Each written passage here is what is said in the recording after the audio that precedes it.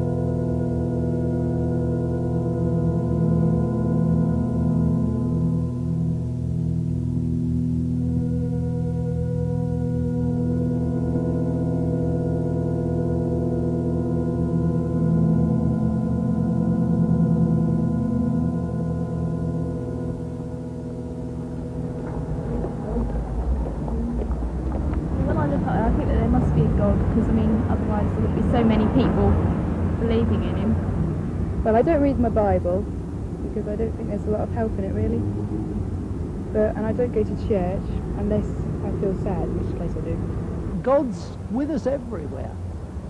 When I look at the sky, look at that sky going on to infinity, something far beyond me or any human being. Yes. A lot of gas, I think, is up there at the moment. Apart from the gas, I think there are... It says in the Bible that he knows all the stars by name, and that speaks to me of God's great power and his great glory. And when I look at the small, intricate things of nature, it speaks to me of how God has taken care of even the smallest manifestations of creation.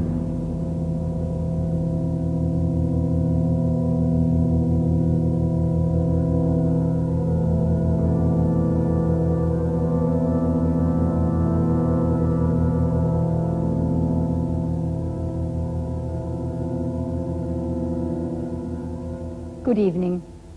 Well, are we small manifestations of God's creation, as the man on the film said, or purely products of chance, who for their own comfort have invented the idea of God? To put it another way, did God create man or man create God? It's a choice everybody's got to make. This book, The Probability of God, that's just been published, makes the incredibly important assertion that modern science is beginning to reveal the existence of a creator God.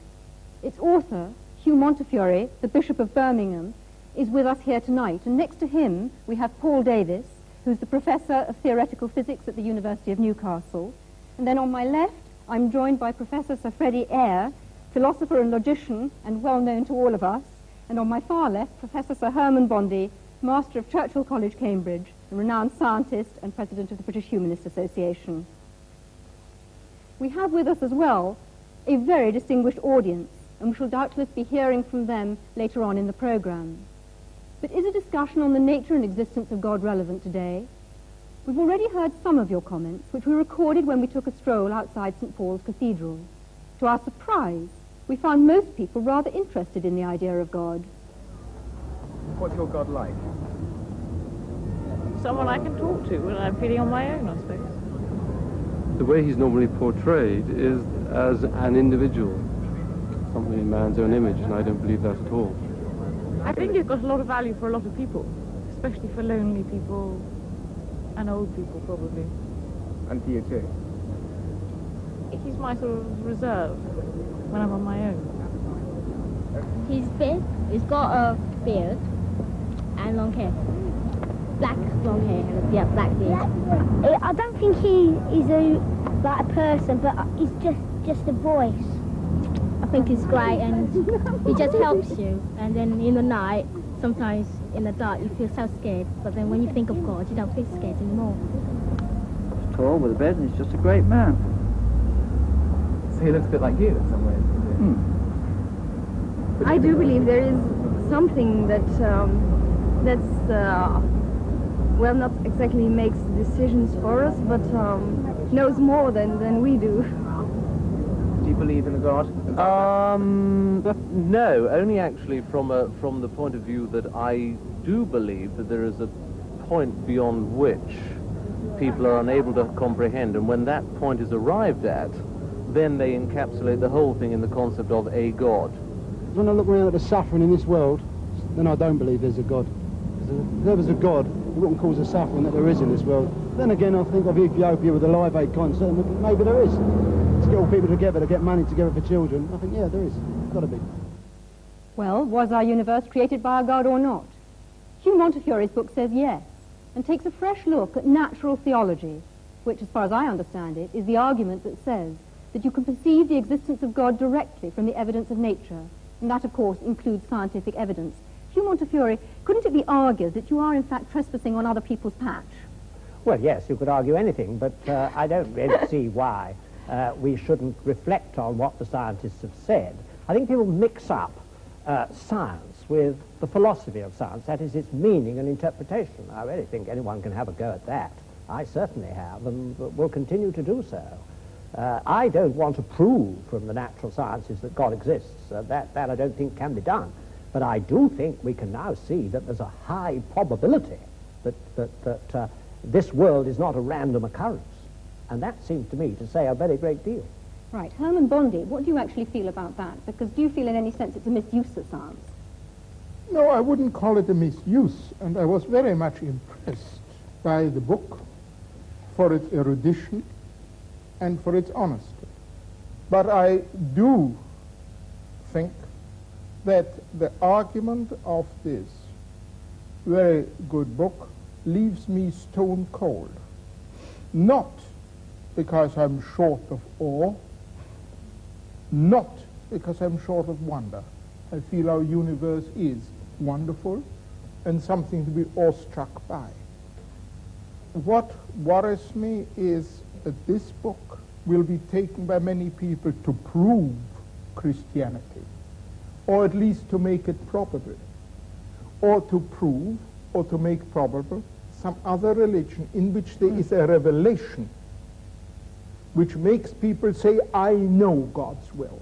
And that, to me, is a great source of evil. No, well, I must come back here and say that all that you can do from natural theology is show the hunger in men and women's hearts for God's personal self-disclosure, which I believe that he has given us. And although terrible things have been done in the name of religion, I will agree with you, I also think that the most wonderful things have been done. And I'm always interested that people like you only mention the terrible things. Not only. Right. Earlier on, Paul Davis, I described you as Hugh Montefiore's scientific champion, and presumably you've got a considerable amount of sympathy with Hugh. Would you like to explain that a bit further? Yes, perhaps I could summarize my own position before I begin. Absolutely. As being perhaps best described as an awestruck agnostic, which is to say that through my scientific investigations, I have become more and more impressed with the incredibly stupendously intricate nature of the cosmos as we come to understand the universe in greater and greater detail, so it seems more and more remarkable that things have been arranged such that, in its broadest sense, the universe is self-aware. That is, that it permits the existence of intelligent observers such as ourselves. And it seems to me that this is not something which is inevitable, that the world could have been arranged differently, and that the fact that things have been arranged so that we can exist and observe the world, and that, moreover, our existence seems to depend very delicately upon the organization of the cosmos and the nature of the laws of physics. The fact that that is so seems to me a puzzle, and a puzzle that deserves an explanation. In other words, I would like to know why the world is the way it is. I can't accept it as brute fact. I would like some sort of explanation. Right, Freddie Eyre. I imagine that as far as you're concerned, we've been talking a whole lot of rubbish so far. I'd like to hear your view on the subject. I don't think we've been talking rubbish. I think there's been a lot of bad logic. But that's not quite the same thing. What the last argument comes to is saying the world is arranged as it is, therefore somebody arranged it. Now, this is a very poor argument because it could apply to however the world was arranged. I mean, all that you have said, and all that I'm afraid the Bishop has said in the book, which I also admired very much. I thought it was a very honest book and a very erudite book, I mean, to say so. Nevertheless, all he was saying was, there are these causes, there are these effects, and had the causes been different, the effects would have been different. Nobody's going to dispute this. What is totally lacking is any justification for the assumption that the world as it is was designed, and had the world been different, it would not have been designed. And in fact, saying it's all designed by God is not an explanation of anything at all. You're just saying, here I give up, but because, and in fact, President has admitted this, so science goes no further, therefore we're going to bring old Noble Daddy to make us all feel cheerful. That won't do. The reason why I'm interested in the natural sciences here is that so often you hear people saying the natural sciences have disproved God, or there's no reasonable basis for believing in God. I'm afraid Freddie Eyre's backing a loser here. I mean, it could just be a brute fact that human beings have evolved with their amazing capacities for relationship and for their experience of God is phony. It could just be true. It could be true that our intimations of morality have no ultimate sanction, that our experience of what is true and good and beautiful isn't a window into reality. But the simplest explanation of the lot, the simplest explanation in logic, is that there is a creator. Right. There are many other ways of looking for God other than science, and some might actually say better ways. And most of the world's religions believe that God takes steps to reveal himself and reveal the world to us. And I'd like very much to hear from Mahur Krishnamurti, who is a Hindu who is actually sitting in the audience here tonight. The Hinduism says very clearly, as far as the creation is concerned, it's not just God created the world and just left to itself.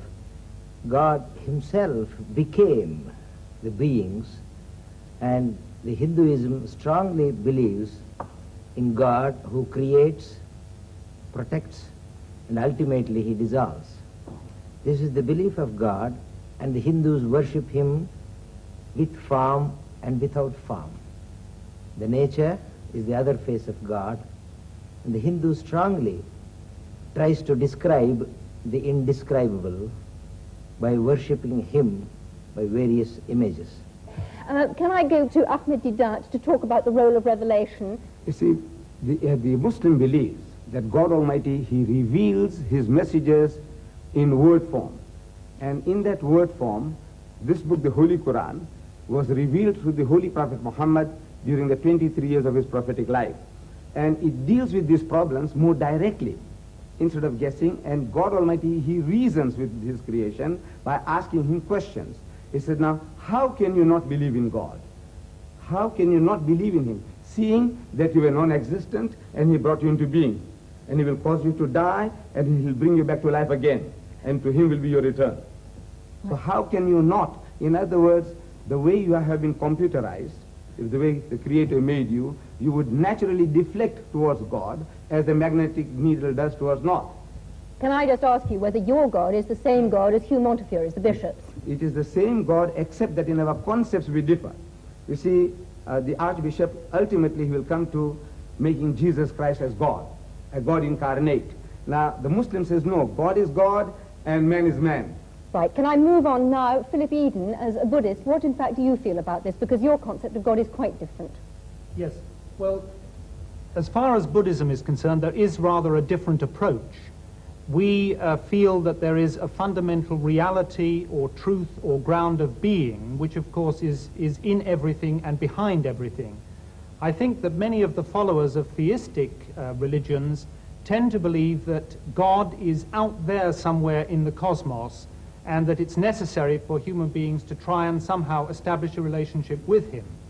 As far as the Buddhist is concerned, that reality is everywhere and in everything, so that the task of the individual is to understand that reality in himself. And that is the methods that are developed in Buddhism to help somebody to come to that realization. We feel that the problem with a creator is that inevitably one must then ask the question, who created the creator? And that, of course, is endless. You can go on and on doing that. So somewhere you have to start with the first cause, and surely the first cause is the universe itself. Man is one way in which the universe experiences itself. But your God is obviously very different then from Hugh Montefiore's God. There's a point that Herman Bondi raised about, you know, the fact that many terrible things have been done in the name of religion, and I think it's perhaps important to point out that probably the reason for this is that people for a long time, I think particularly in the West, have had this concept, you know, I'm here and the truth is over there somewhere, and there is a narrow path that leads to that truth. If you have that concept, which I sort of think of as a fan-like concept, then inevitably, if you believe that you have found the right path, all the other paths are wrong, and your task is to force everyone onto that narrow path. Surely it would be so much better if we had this concept of the truth being, as it were, at the center of a circle. We are somewhere on that circumference, and there are many different paths that lead into that truth. And the thing for us to realize, I think, is that the particular path that we choose is very much a personal thing. And it depends on many different factors. It probably depends on the person that we have met that may have explained that path to us, and various experiences we've had. If only we realize, all right, this path for me is the right one at this particular time, but that does not invalidate the other paths. But are you saying, therefore, that there's only one truth, that we only have one truth that we can actually listen to and experience? There can only be one truth with a capital T, one reality. And I think the point is that all the great religions have been trying inadequately in their own way to point man towards that truth.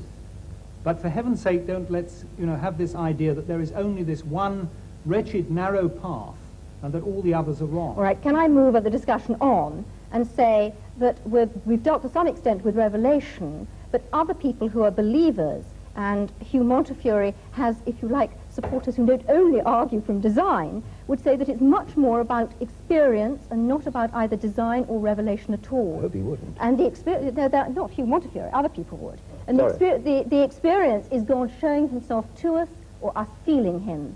And Eric Dell, you're an evangelist in the Church of England. Would you argue with that? I think I would a bit, yes. Because I do believe that you cannot prove God scientifically. Science can only deal with the material of this current universe. God is necessarily not of this universe. He's superior and outside of it. So consequently, you can't prove him scientifically or disprove him. But of course you want to go much further than that. If there's a God who made me, I want to know who he is. I want to know what he's like. And of course we Christians believe that he's actually done that, said it for us in the person of Christ. And we also believe that he's alive today and we can know him. So that's what we're here to say, and that anybody can actually say, go beyond just the evidence, whether it's for or against, and say, God, if you're really there, I want to know you because I'm prepared to know the truth, whatever it costs me. Right, Hugh Montefiore. I do actually think that religious experience is a very important pointer, and in my book I say it's the convergence of, as I see it, science showing us we're not just random products, probably not just random products, and conscience, and experience. I mean, why is it that between 30 and 60% of people, even in this secular country, lay claim to some form of religious experience? And one point I'm continually making is that the postulation of God explains nothing whatsoever, because it is consistent with anything that happens. And of course it's consistent with people having religious experience, I mean, or not having it, or it's consistent with people who say consciousness is implanted. I mean, equally well you can say that sadism is implanted. I mean, whatever is, but you've got to explain in some way that it would have been otherwise if there had not been a creator. And this is what is totally missing, any kind of rational argument. Right. I actually wanted to bring up just something of the evidence that is within human experience of just the sheer business of significance. When I say to my wife, I love you, I mean something. I do not mean I, an accidental conglomeration of molecules from some antediluvian swamp, happen to feel a totally accidental attraction towards you, another totally accidental conglomeration, etc.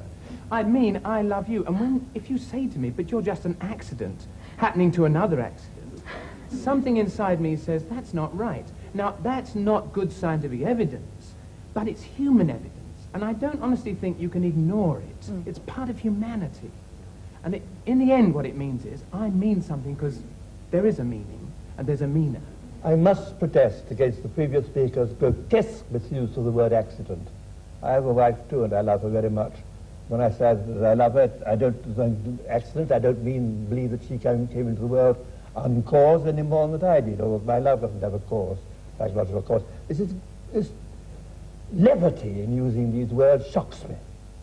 But Freddie, you do think that both you and your wife are the product of an ultimately meaningless process, don't you? If you mean that I don't think that our existence was planned by some supernatural being, yes. No, but meaningless. I do not accept the word meaningless. I do not think that my love for her is meaningless. I think my love for her has a very great deal of meaning. It's very intense. Has meaning for you, and but for no her. ultimate meaning. I don't know what ultimate meaning means here. I'm going to move on because, in fact, we've gone slightly off part of our subject and we haven't looked at other ways of experiencing God. Many people say that there is a different way, a much quieter way of experiencing God. Can we ask Sister Martina Hayden? I mean, I've listened with great interest to the arguments, and I couldn't help looking back over my own life. I mean, I found myself a Catholic, born in Catholic Ireland. I thought there was nothing else in the world. And my journey has been about finding out all the different aspects of the truth. And I went through all the phases of trying to prove the existence of God, from arguments and learning about the first cause, uncaused, and it left me as cold as ice. It just didn't do anything for me as a person. And I think in these last years it has been much more about looking for God within the design of my life, actually seeing design in my life, how somehow I am being led. I mean, even the fact that I join an order which is dedicated to searching for truth is not, to me, an accident. And I hear all the different truths, and I'm really excited about what's happening in science, because I can see that that really is, there's a convergence of truth, and there's so much more humility. I'm not saying I'm humble, as they say, if you say you are, you aren't. But I'm saying that scientists, theologians, people in general are much more humble than they were, say, 20 years ago. I mean, I was locked in combat with Freddie Eyre 20 years ago or so about conscience. I wouldn't argue that way now. I don't want to. Well, I can't match his mind, and I don't think the mind can actually say it all. I find myself going to my heart about religion, and I just discover more evil in myself and more good as I go along. And the revelation of Christ in Christianity helps me there immensely, because I find that Christ didn't talk theological argument or logical argument. He didn't use any of those. He talked about the lilies of the field. He said the kingdom of heaven is like, that's a simile. So for me, God is revealing himself in me, in everybody. You know, I felt really close to the Buddhist gentleman who was speaking over there. I really felt I can relate to that too. I can look into the heart of a rose and it speaks to me. I can also look into the Bible and it speaks to me. Professor Eyre, are you going to say that that's not a valid experience and that that's not a valid argument? I think it's not an argument at all. It is a very moving and personal position, which I think is the last to want to criticize. Right. Well, this debate hasn't included one essential element, and that's looking at the alternative choice that belief in God is totally man-made. Hans Eysenck, how do you view that? Well, as an atheist, of course, I can't believe that God created man. I think my Well, parents you had not. something to do with it. I have a distinct feeling that we're taking too provincial a view of the terms God and religion. We think of it in terms of dear old Pink Church of England. But of course that is only one very small aspect of religion. Both Torquemada and St. Francis of Assisi were religious and had an image of God, but they were very different images of God, one from the other. The Ayatollah Khomeini and Bishop Montefiore, I'm sure, have quite different gods in mind when they think about religion. Even the Jehovah of the Old Testament is very different to the kind of God that the bishop is talking about.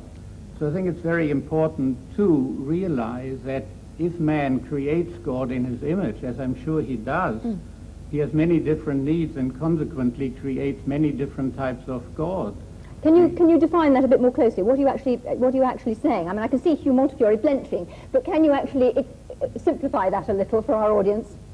Well, if your personality is warlike, wants to proselytize, is aggressive and so on, then you go for the kind of God that the Quran portrays, which wants to proselytize the world and is warlike and so on. If you are peace-loving, you want to have an assurance of a future life and so on, and happiness, then perhaps you adopt the kind of God portrayed by the Ahmed Church of Deedat, would you agree with that?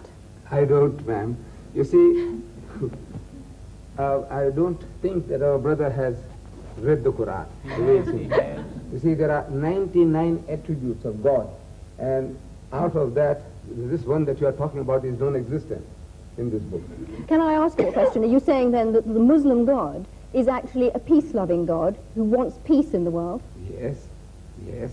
And he tells us that if somebody wars against you, you have a right to fight back, unlike turning the other cheek. What about the concept of the holy war, the jihad? Yes, that is a struggle for righteousness.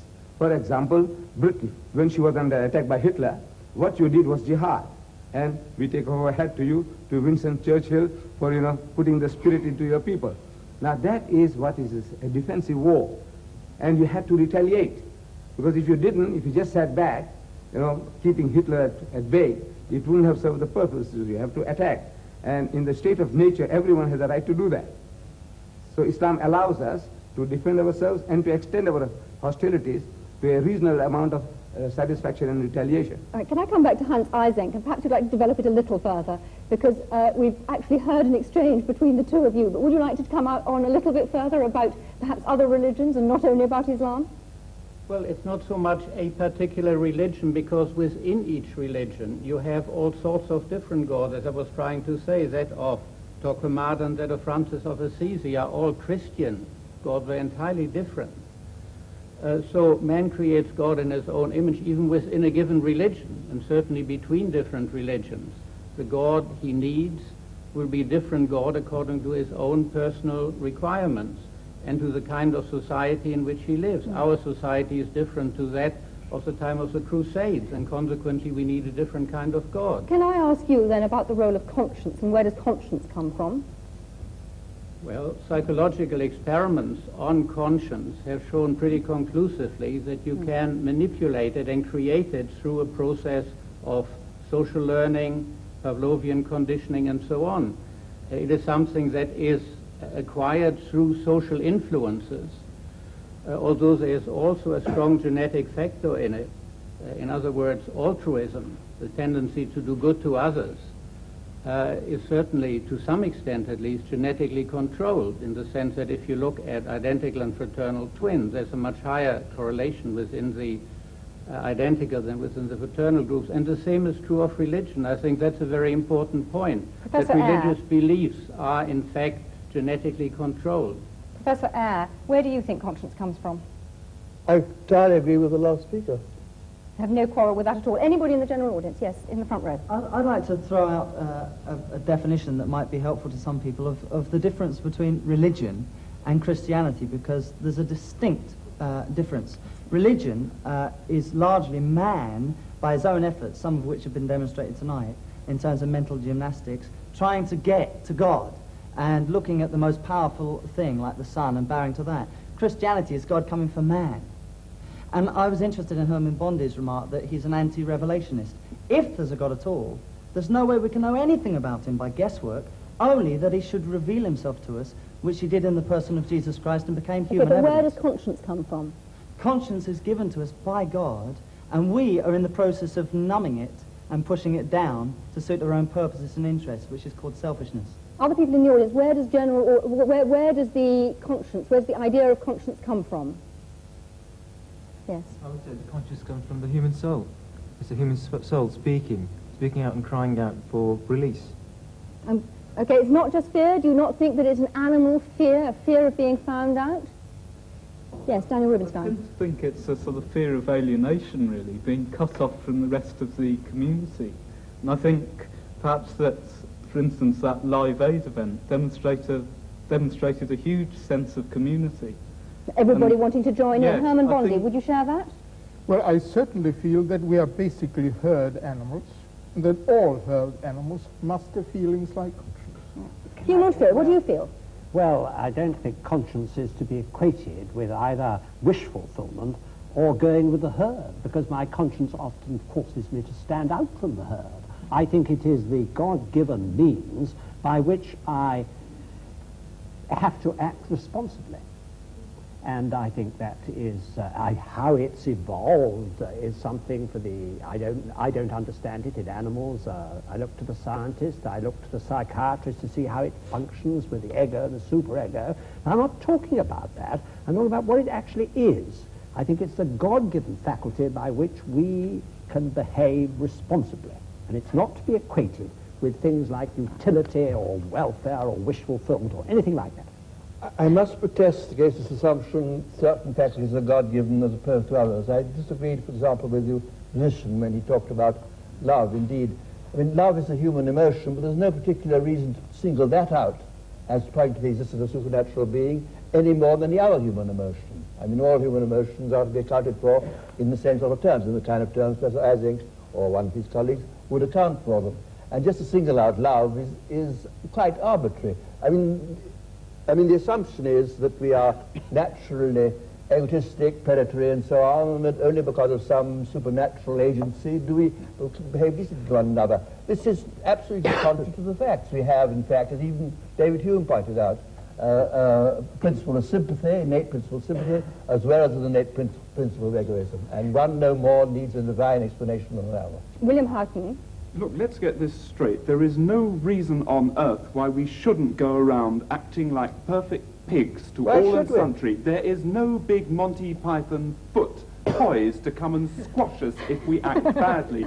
Yet, a lot of us do act well towards our fellow man. But why should we not? That was just the point that I was making. Because I was just protesting against your assumption that it's somehow natural for us to want to be decent to one another and unnatural to be decent to one another. What possible ground have you for that assumption? In this world today, my experience is that it strikes me that more people are being unreasonable to each other than are being reasonable. Well, in that case, you should be Manichaean and believe in the devil.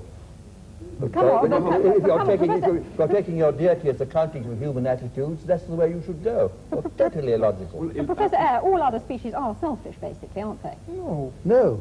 By no means. By no means. Go ahead. Herman Bondi. But I wasn't saying that our being herd animals means that everybody has to move with the herd. What I do mean to say that we are not solitary beings. We've got to have the faculty, as other animals live together, to get on in some fashion with each other. Tina Mehta. You just mentioned the devil with great aplomb, but the devil's best trick is to make man believe he does not exist, and I think that's what the problem is, that, you know, we are in a state of chaos suddenly instead of harmony. And it is the state of harmony that we are trying to create in this world, and not distort the minds of children by showing them violence and explaining that that violence is necessary to bring about harmony. Mahmood Krishnamurti. Agree. Hinduism clearly says, what is God? Answer to our dear friend's question. God is truth, God is love, and God is good. Whatever name you call, it is God. Why allergy to the name God? Love, beauty is God. So you don't actually feel that he's supernatural, that God is supernatural. Hugh Montefiore, what do you feel about that? Well, I do think that God discloses himself in the smallest particle of matter, and in our human relationships, and in love is to me a window into God. But I do think that he has supernaturally disclosed himself to us. That's why I'm a Christian, because I believe that he has been incarnate, as you said. That's what Christians believed. I believe God was incarnate and suffered the worst that people could do to him. Now, this is to me the only way I can see my way through the problem of evil. Can I just remind people, and perhaps Hugh Montefiore in particular, of Einstein's concept of God, which was, yes, God who made the universe in wonderful ways, but had not the slightest interest in us human beings, and was a totally impersonal thing that couldn't possibly care for our prayers. I want to talk to a psychologist next, Leslie Francis. I would like to go back to the question you keep asking. Did God create man, or did man create God? And I see that as a deceptively simple kind of language used. They're two completely different order questions. It is for the theologian in me to come to the question, did God create man? But the psychologist in me would want to answer your question in a different way. Did man create the image of God? He cannot go beyond looking at image. And I suspect what we've heard in the discussion tonight is a whole lot about the variability in the image that is used, but we haven't been able to get on to the ontology beyond that image. I'm sorry, everybody, but we've run out of time. The choice that is open to us is whether God made man or man made God. It's now over to you. All that remains for me to do is to thank the audience for their contributions and, of course, the panel. I'm sorry we didn't have time to say any more, and from me, good night.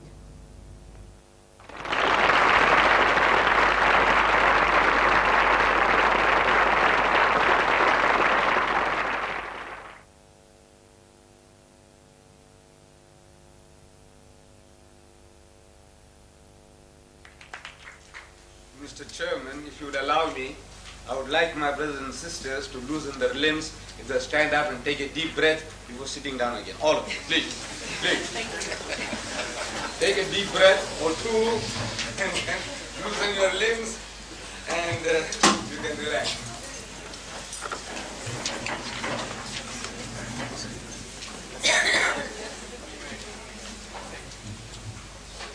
The previous two lectures, Chairman, ladies and gentlemen, the previous two speakers, have been dealing with this theme of the East and the West getting together, meeting. The East meets the West. It's a kind of a symposium we have been having. And in that symposium, the subject of law seems to be very technical and very dry. And to build bridges between the East and the West, as now, most probably in the minds of the organizers, they have taken me as a man from the East. And they are right in that I have really come from the East. I am a man who was born in India some 60 years ago.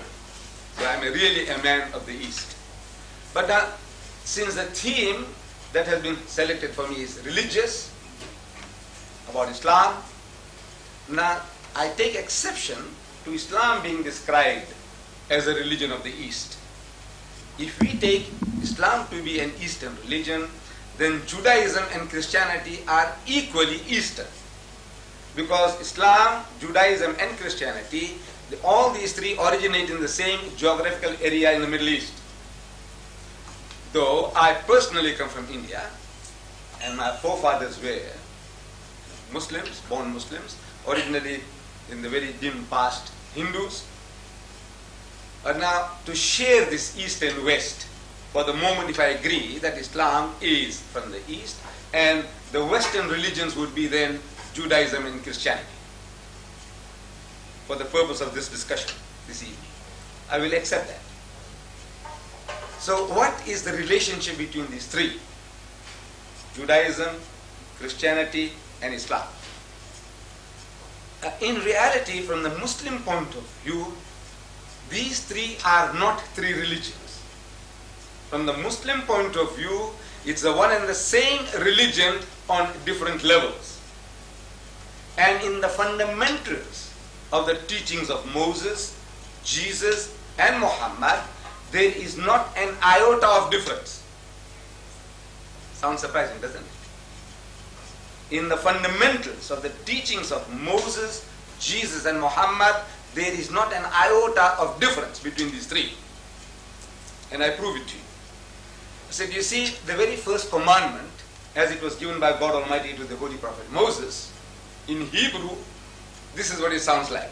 So, Shama Israelu Adonai Eloheinu Adonai Echad, which means, hear, O Israel, the Lord, our God, the Lord is one. Some 1,300 years after Moses, a learned man of the Jews, described as a scribe, he poses the question to Jesus in the Gospel of St. Mark, chapter 12, verse 29. He said, Master, in the Hebrew language, Rabbi, what commandment is the first of all? And Jesus answers and says unto him in the Hebrew language, Shama Israelu Adonai Eloheinu Adonai Echad. Hear, O Israel, the Lord, our God, the Lord is one. He repeated word for word what was given by Moses some 1,300 years before.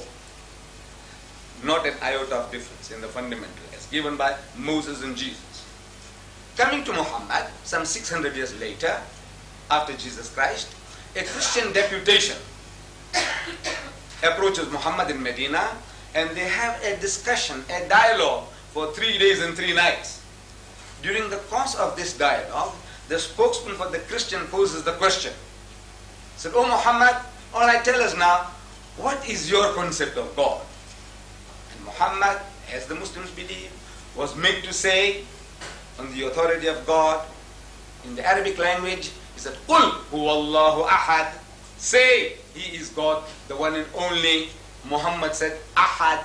Jesus said, Echad. Moses said, Echad. I'm asking, what is the difference? Actually, it is the same word meaning the same thing. The difference between Ahad and Echad in Arabic, if it was a blackboard here, I would have written it for you. If I wrote Ahad, and to make it into Echad, I just have to put a dot on the Ha. It becomes Ha. That's all. It's only the difference of a dot in the calligraphy, in writing.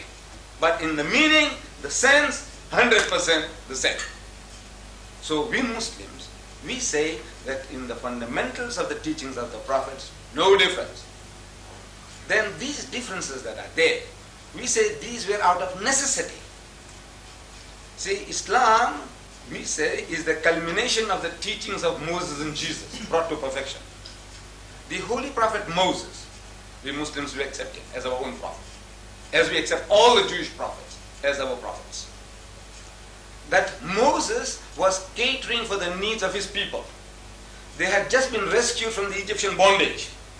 They were traveling in the Sinai Peninsula, oasis to oasis. A nation under those circumstances needed a law that would give them quick justice, an eye for an eye and a tooth for a tooth.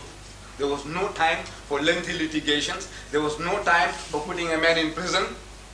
That antisocial character, the adulterer, kill him, stone him to death, get rid of him.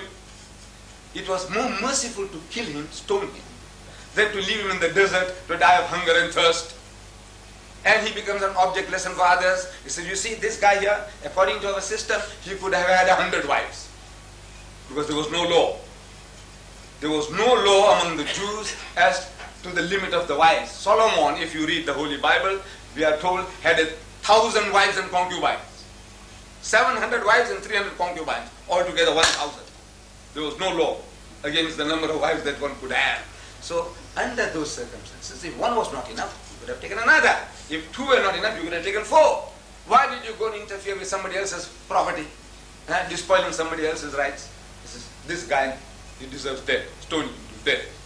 And to me, this is the law. Eye for an eye, tooth for a tooth. Eye for an eye, quick justice. Get moving, there's work to be done. This was the philosophy, the psychology behind the laws that were given. And these laws, we Muslims believe, were given by God Almighty for the needs of the children of Israel. But laws have a tendency to change the characters of people over a period of time. Any law, every law, they change the characters of people. Hitlerite Germany, one of the most cultured nations in Europe, the Germans, supposed to be. That nation incinerated 6 million Jews. All right, some say it's a fifth. All right, if not 6,600,000, if not 6,000, if not 600, I say even that is dramatic enough. Just because they were Jews, if you destroy a people, I say it's dramatic enough, whether they were 600 or 6 million. How could this nation do such a thing like that? The land of Goethe and Beethoven, cultured nation. How can they do that? No, we can all be programmed. You see, under Hitler, they programmed the Germans and said, these are parasites. These people here, the Jews are like this, the Jews are like that. And once you work up a nation on that level, emotionally, and even the good-hearted people, they can see what's going on. But they close their eyes. They say, look, they deserve it. They deserve it. And they allowed 6 million Jews to perish. Laws. In our own country. We are living in this country, everything is based on color. And because everything is based on color, we become color conscious. To such an extent that from my own experience I can tell you that since I'm a talker, I talk religion, I love to talk. And I have been inviting people, the whites, Jews, Christians, of course the blacks as well, Indians, Africans, coloreds, but I'm talking generally about the whites now. I have had hundreds of whites coming to my home. No, I invite them. They enjoy my dinner, they enjoy my food, my curry and rice, my spices. They enjoy it, and they enjoy my talk. Because everything that I'm speaking is from an angle which the man hasn't seen before. So he enjoys my talk, and he enjoys my food. But no white man has ever invited me to his home for a cup of tea, yet. And I asked them, they meet me subsequently in the street. Mr. and Mrs. Daniels, Leopold Products, I don't know if they still exist in Mobile, Leopold Products. He was at my home. Mr. and Mrs. Beer Brothers, the furniture people, they were at my home. Mr. and Mrs. Baynard, Jews, they were at my home, that only. But I said, nobody ever invites me to his house for a cup of tea. When I meet them in the street, they meet me and say, now how's the missus? I said, she's very good, she's very well. He said, convey my regards to her, which I do. But nobody says, what about coming home for a cup of tea? So I asked them. I know it's a big joke, you see. I asked them, I says, you people, don't you know how to reciprocate? Don't you reciprocate among your own people? Of course you do. Then how is it that you don't reciprocate with me? I said, I tell you why. You see, at the back of your mind, at the back of your subconscious, you are thinking in terms of color.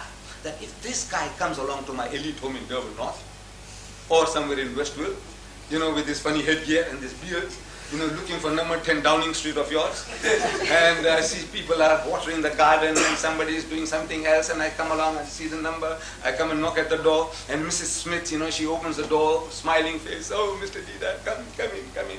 So I go inside there, 5 minutes goes, half an hour goes, and the tongues begin to wag. He said, what's this woman, Mrs. Smith, doing? I said, that coolie has gone inside so long. What's happening? Is she running a shebeen or what? I'm subconscious, subconscious. And if I was there, and if his brother-in-law comes along, Mr. Smith's brother-in-law comes along, he'll have to apologize for my presence. You know what he's going to do? He said, this is Mr. Deedat. We went to his house and his family, they treated so wonderfully. We had such a lovely meal. All that you have to go out of your way to explain my presence there. If it was another Mr. Brown, he says, this is Mr. Brown. He says, hello, hello. But Mr. Deedat, you have to explain, how does it happen that this fully happens to be here? So you have to explain. So this is at the back of the mind, subconsciously. This fear is there. So now nobody invites me for tea. I know somebody might now.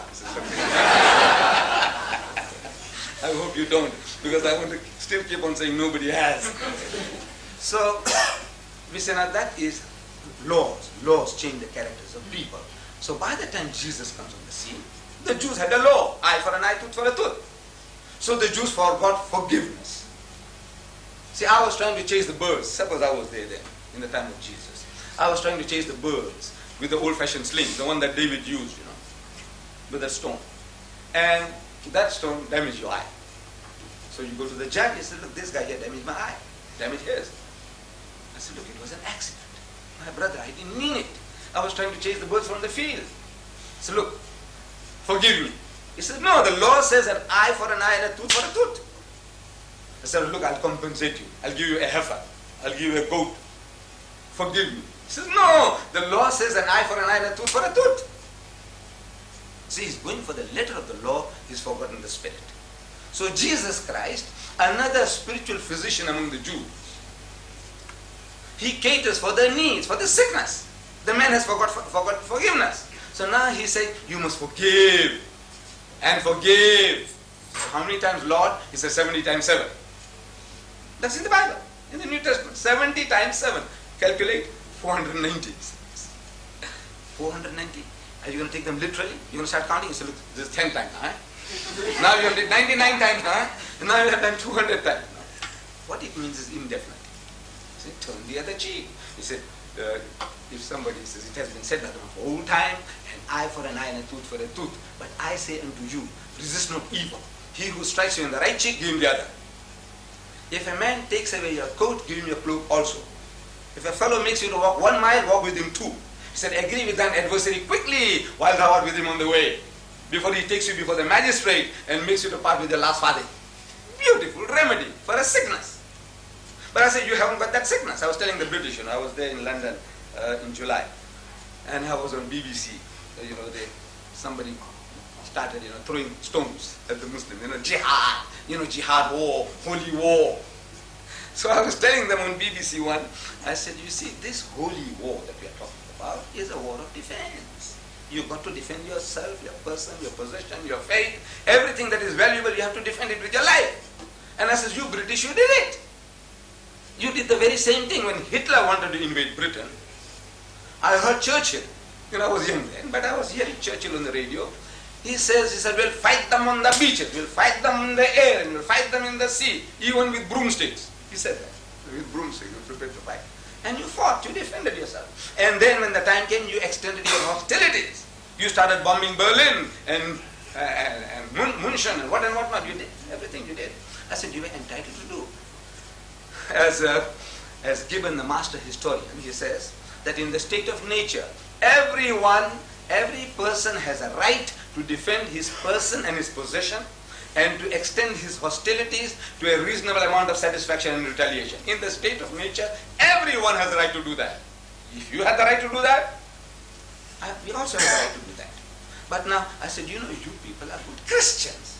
You were supposed to turn the other cheek. You were supposed to give your cloak when the man took away your coat. So when Hitler wanted to invade Britain, what you good Christian ought to have done is to tell Hitler, come, open arms, come, take over Britain and our empire as well. That is what you should have done, because you were supposed to turn the other cheek. You were supposed to give away your cloak. You were supposed to walk 2 miles instead of 1. So I says, no. These are all, we say, in the evolution of religion. This is how God Almighty, He caters for your needs, your sicknesses. From time to time, if the sickness changes, the remedy changes. The sickness changes, the remedy changes. So in that evolution of religion, we Muslims believe that Islam is the fulfillment of the teaching of Moses and Jesus. Actually, in real fact, we say it is one religion on different levels. However, if you have any questions, I'll be very, very happy to answer. Because I have been warned. He says, much time has passed already. We were supposed to start at 5:30. I have been here from 4:45. You know, I thought I was the only speaker. 5:30, I'm going to get going. But now, however, I'm very, very grateful to Mrs. Toms for this privilege and to the chairman for giving me this opportunity. And if there are any questions that we can build further bridges, if there is a difference, why the difference? If there is a difference, why the difference? Why are we at war in the Middle East? Why are you people fighting? Who? The Jews and the Muslims. What are you fighting for? So I'm telling my people. I get there's a lot of visitors coming to the mosque. This mosque, you know, incidentally Mr. Singh spoke about it, Mr. Chetty spoke about it, and incidentally also I have brought it for you. You know, it's given to you in that booklet.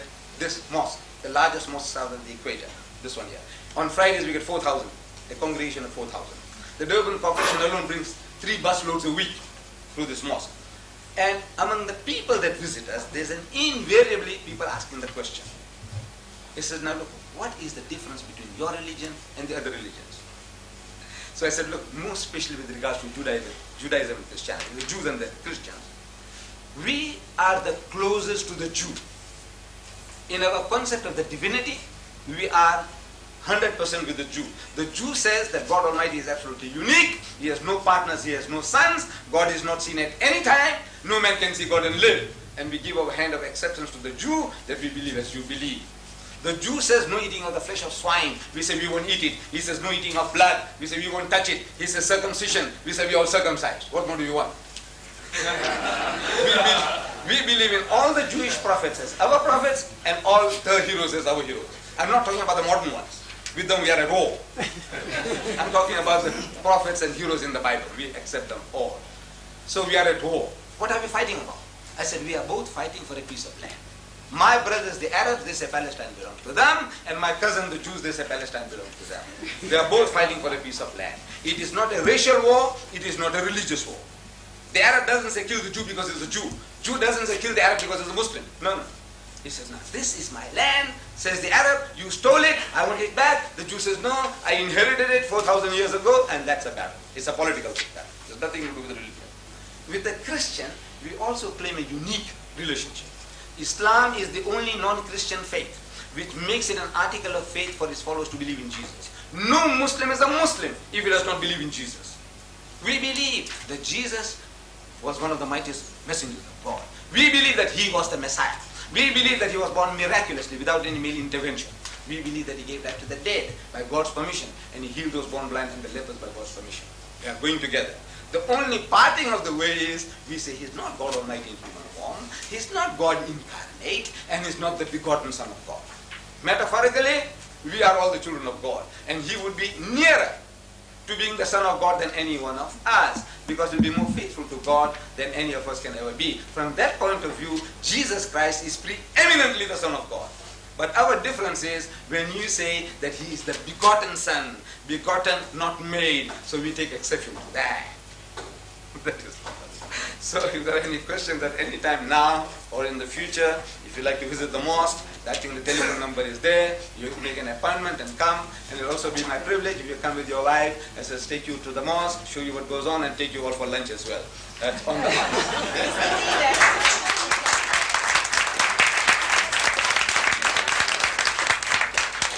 Yes? Right. My hostility is that I invited you to my house. Right. To partake of what we're going to have before I even knew you. Yes, So thank you. eat your words. No. I won't. You see, you had a motive.